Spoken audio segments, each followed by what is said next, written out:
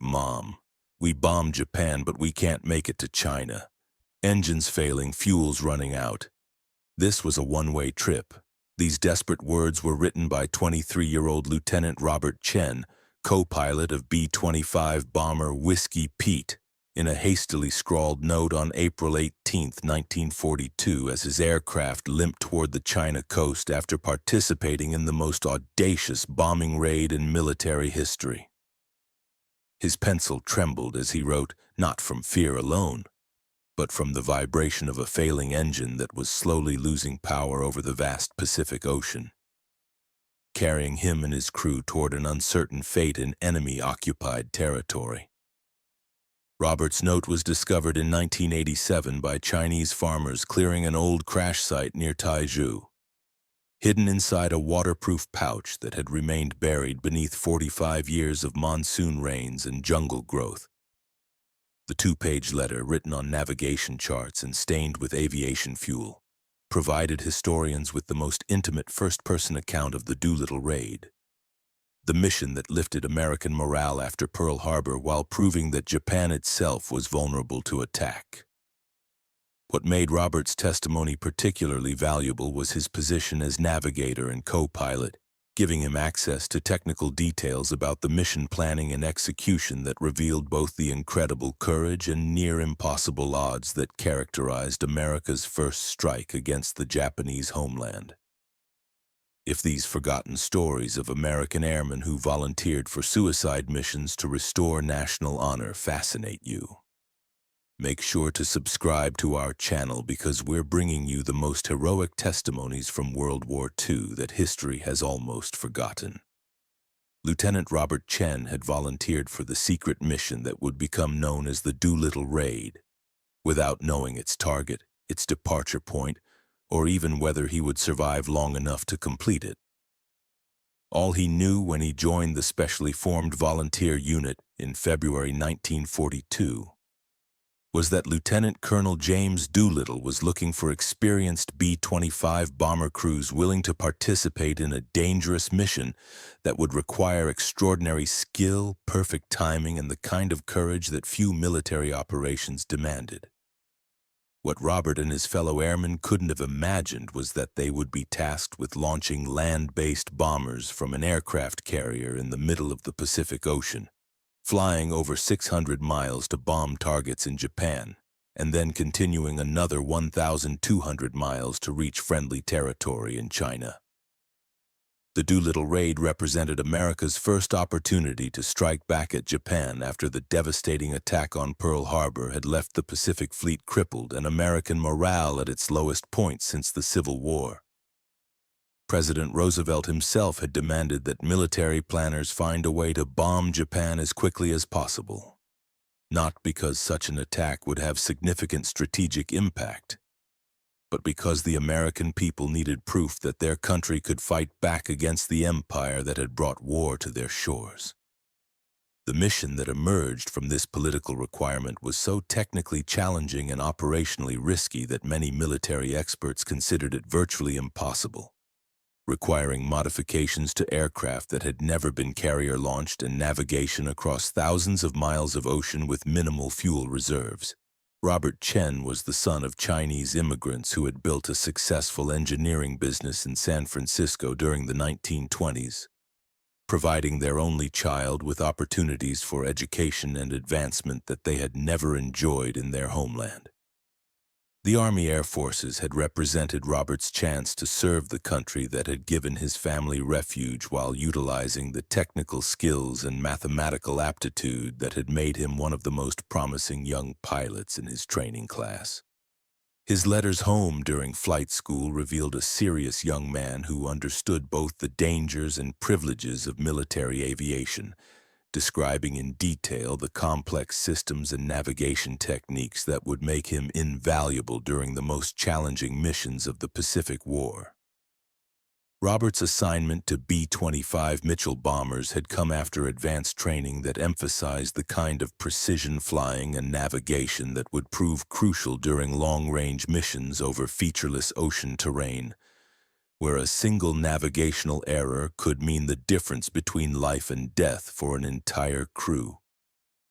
His technical background in engineering, combined with his natural aptitude for mathematics and celestial navigation, made him exactly the kind of aircrew member that Lieutenant Colonel Doolittle was seeking for a mission that would push both men and machines to their absolute limits, while requiring split-second timing and perfect coordination among 16 separate bomber crews. The volunteer program that brought Robert to Eglin Field in Florida during March 1942 was deliberately vague about mission objectives and requirements, but the intensive training that followed left little doubt that the operation would be unlike anything attempted previously in military aviation. Robert wrote about practicing short takeoffs with maximum fuel loads, learning to fly B-25s under conditions that simulated carrier operations, and mastering navigation techniques that would allow him to find targets and alternate landing sites across vast distances without radio assistance or ground-based navigation aids. The training was so demanding that several crews were eliminated before the mission even began, leaving only the most skilled and determined airmen to participate in what many considered a suicide mission. The B-25 Mitchell bomber that Robert and his crew would fly to Japan was a medium-range aircraft that had never been designed for carrier operations or extremely long-distance flights, requiring extensive modifications that reduced its bomb load while increasing fuel capacity to provide the range necessary for the mission. Robert documented the technical challenges involved in preparing aircraft for operations they were never intended to perform, noting that every pound of extra fuel reduced their offensive capability, while every gallon of fuel consumed during the flight increased the likelihood that they would never reach friendly territory in China. The mathematical calculations required to balance these competing requirements were so complex that success depended as much on precise engineering as on pilot skill and luck. The security surrounding the Doolittle Raid was so tight that Robert and his fellow crew members were not told their actual target until after the USS Hornet had departed from San Francisco Bay on April 2, 1942, carrying 16 B-25 bombers and their crews toward a rendezvous with destiny that would either restore American confidence or result in the loss of some of the most experienced bomber crews in the Army Air Forces. Robert's diary entries from the voyage across the Pacific revealed both excitement about finally striking back at Japan and growing apprehension about the technical challenges that awaited them, particularly the unprecedented requirement to launch heavily loaded land-based bombers from a carrier deck that provided barely enough room for takeoff even under ideal conditions. Have you ever heard of the Doolittle Raid before? And what do you think motivated 80 American airmen to volunteer for a mission that offered almost no chance of survival but promised to prove that America could strike back at the heart of the Japanese Empire? The morning of April 18, 1942 dawned gray and stormy in the North Pacific, with the USS Hornet and her task force steaming through rough seas toward the planned launch point that would place the Doolittle Raiders within striking distance of their targets while keeping the carrier beyond the range of land-based Japanese aircraft. Robert Chen stood on the carrier's deck at 0500 hours, watching the final preparations for a mission that required perfect timing, favorable weather, and the kind of luck that few military operations could count on. As 16 B-25 bombers were spotted for takeoff from a flight deck that seemed impossibly short for aircraft that had never been designed for carrier operations. The discovery of Japanese patrol vessels at 0630 hours, still 200 miles from the intended launch point, forced Admiral William Halsey to make the crucial decision to proceed with the mission. Despite the increased risks that early detection would bring to both the bombing force and the carrier task force that had brought them within range of Japan, Robert's position in the cockpit of the 13th aircraft to launch gave him a clear view of the technical challenges that each crew faced during takeoff.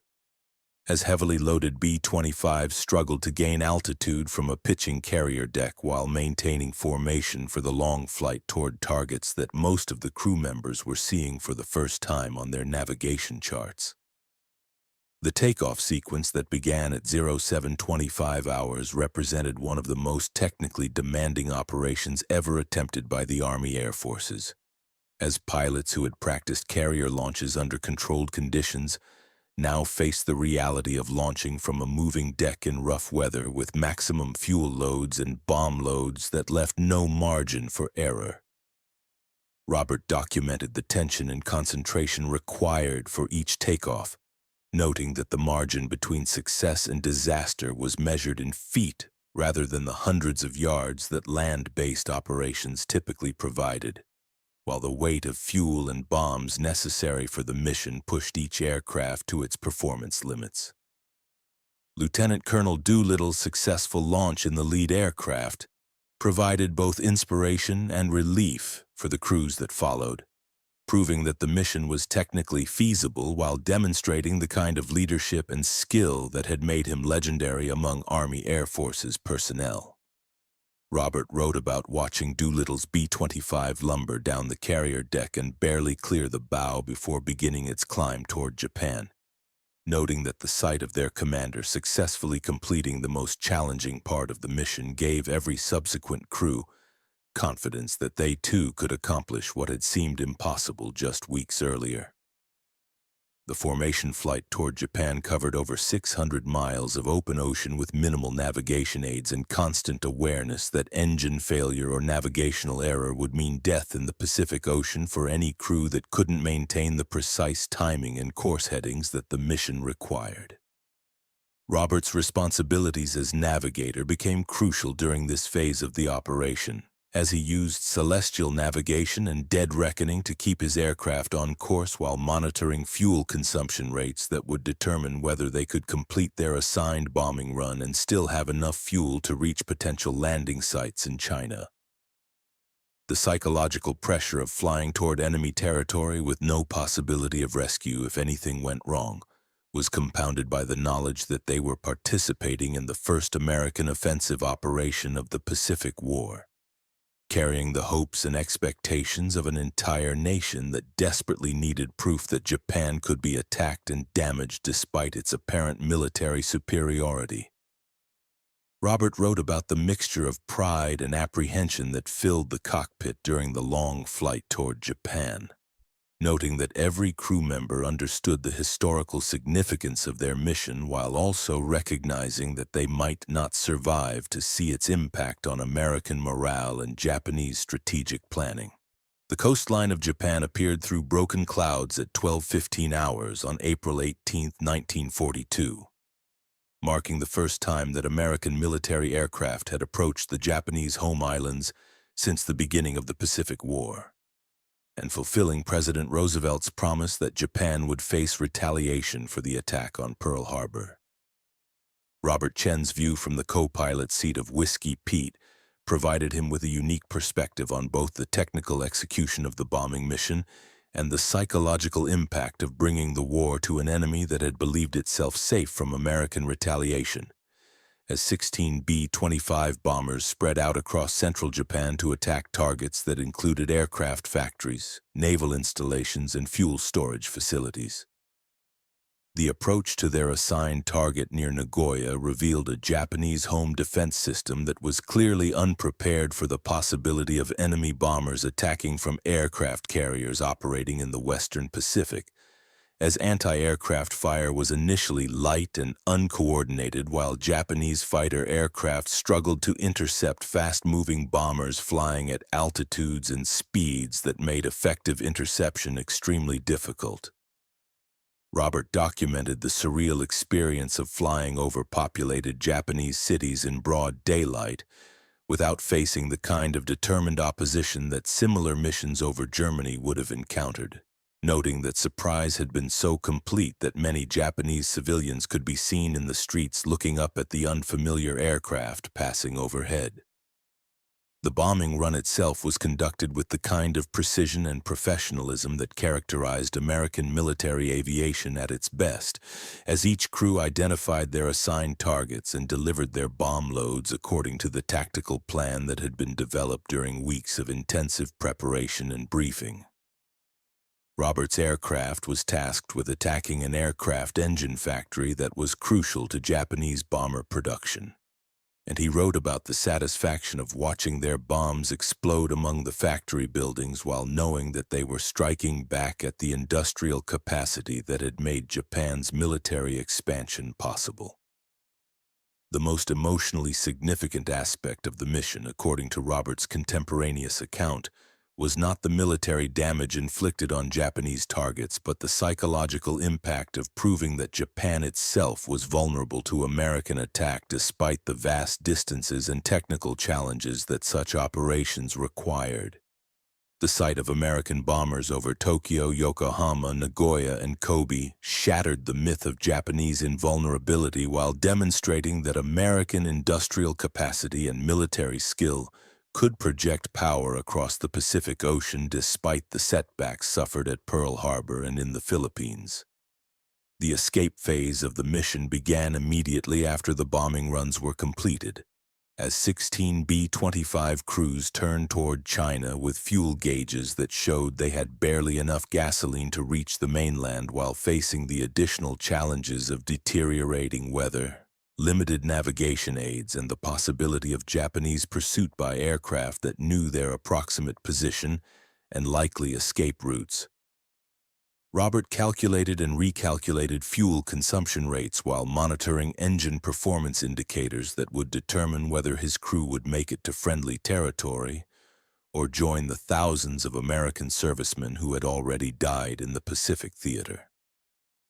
The weather front that the raiders encountered over the East China Sea proved to be both a blessing and a curse, providing cloud cover that concealed them from Japanese pursuit aircraft while creating navigation challenges that made it nearly impossible to locate the Chinese airfields where they were supposed to land. Robert wrote about flying blind through heavy clouds and rain while trying to maintain the precise headings and airspeeds that their survival depended on,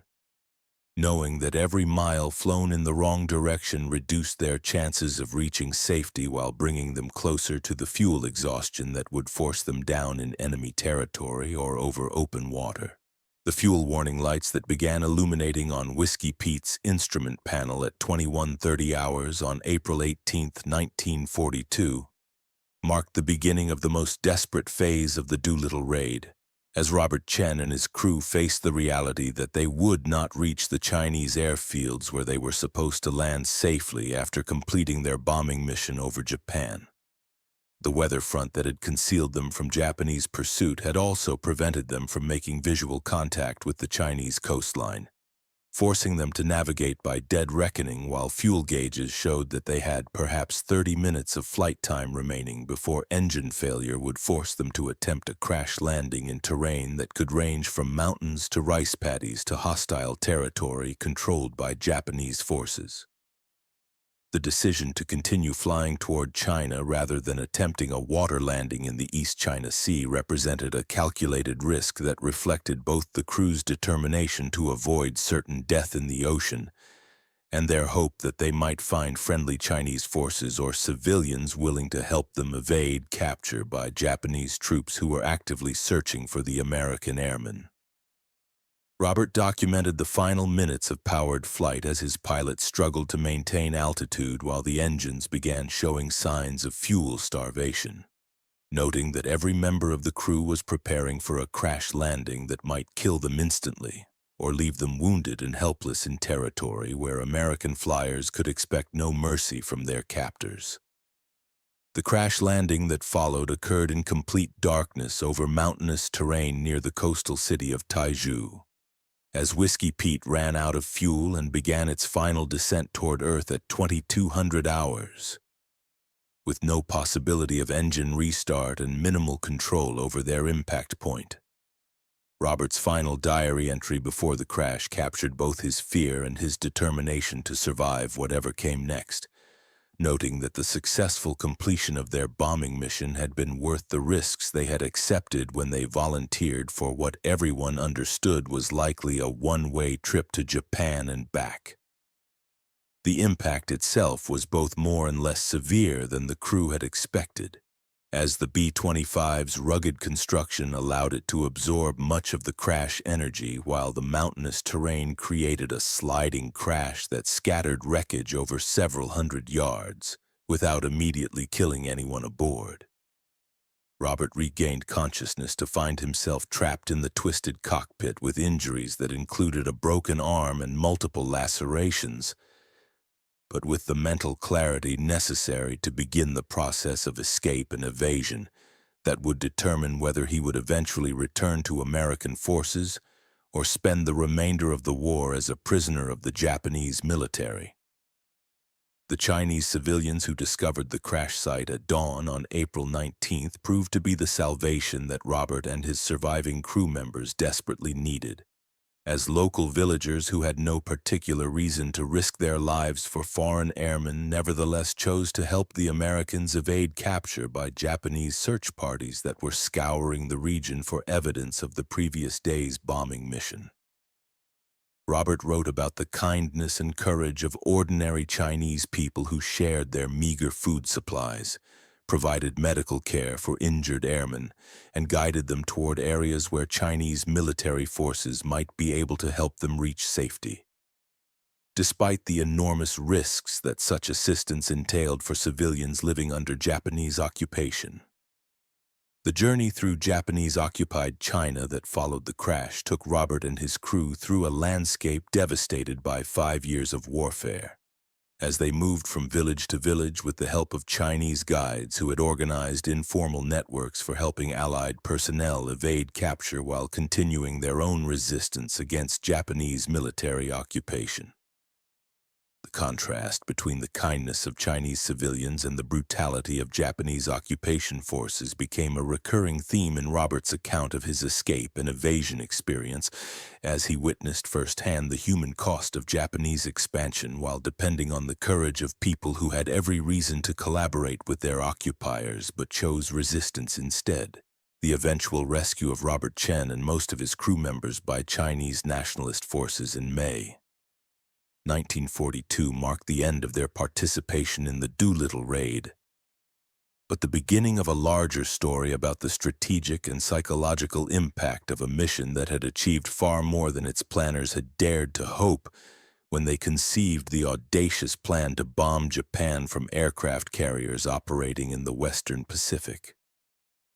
Robert's journey back to American forces took him through the complex political and military landscape of wartime China, where he witnessed both the determination and the limitations of Chinese resistance to Japanese occupation while gaining insights into the global nature of the conflict that had begun with Pearl Harbor.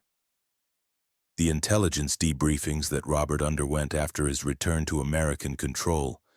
revealed the full scope of what the Doolittle Raid had accomplished, as reconnaissance flights and communications intercepts showed that the Japanese had been forced to divert significant military resources to home defense missions that reduced their offensive capabilities in other theaters of operation. The psychological impact on Japanese leadership had been even more significant than the physical damage inflicted on military and industrial targets, as the raid had demonstrated that Japan's geographic isolation was not sufficient protection against American military innovation and determination. Robert's personal transformation during the weeks he spent evading capture in occupied China reflected the broader impact that the Doolittle Raid had on American airmen who had participated in the mission, as they returned home with enhanced confidence in both their own abilities and the ultimate outcome of the Pacific War. His letters from the summer of 1942 revealed a young officer who had gained perspective on the global nature of the conflict while developing deep respect for the Chinese people, who had risked their lives to help him and his fellow airmen escape from Japanese-controlled territory. The strategic consequences of the Doolittle Raid extended far beyond its immediate military results to influence Japanese decision-making about future operations in the Pacific, as Admiral Yamamoto and other senior commanders became convinced that they needed to eliminate American carrier forces before they could launch additional attacks on the Japanese homeland. This strategic imperative led directly to the Battle of Midway, where Japanese overconfidence and operational errors resulted in the loss of 4 aircraft carriers and many of their most experienced pilots, marking the beginning of Japan's decline as a naval power in the Pacific. Robert Chen continued flying combat missions throughout 1942 and 1943, participating in operations that built on the lessons learned during the Doolittle Raid while contributing to the steady advance of American forces across the Pacific toward the Japanese home islands. His later letters revealed ongoing pride in having participated in the mission that proved America could strike back at Japan, but also growing awareness of the human cost of the Pacific War and the complexity of fighting an enemy that would continue resisting long after rational calculation suggested that surrender was inevitable. Lieutenant Robert Chen was killed in action over Rabaul on November 15, 1943, when his B-25 was shot down during a bombing mission against Japanese airfields in the Southwest Pacific. His family received his final letter from the Doolittle Raid in 1987, when Chinese authorities returned personal effects that had been preserved by the villagers who had helped him evade capture 45 years earlier. The letter, along with other artifacts from the crash site, was donated to the National Museum of World War II in New Orleans, where it serves as testimony to the courage of airmen who volunteered for missions that offered little chance of survival but promised to restore American confidence and prove that no enemy was beyond the reach of American determination. Today, the Doolittle Raid is remembered as one of the most audacious military operations in American history, a mission that achieved strategic impact far beyond its limited military objectives, while demonstrating the kind of innovation and courage that would eventually lead to victory in the Pacific War. Robert Chen's account provides unique insights into both the technical challenges and the human drama of a mission that required ordinary men to attempt the impossible, while knowing that their sacrifice might be the key to restoring American morale and proving that Japan could be defeated despite its early victories and apparent military superiority. Did you know that the Doolittle Raid forced Japan to keep 4 fighter groups in the home islands for defense instead of using them in offensive operations, while also leading directly to the Battle of Midway, where Japanese overextension resulted in the loss of 4 aircraft carriers and the initiative in the Pacific War?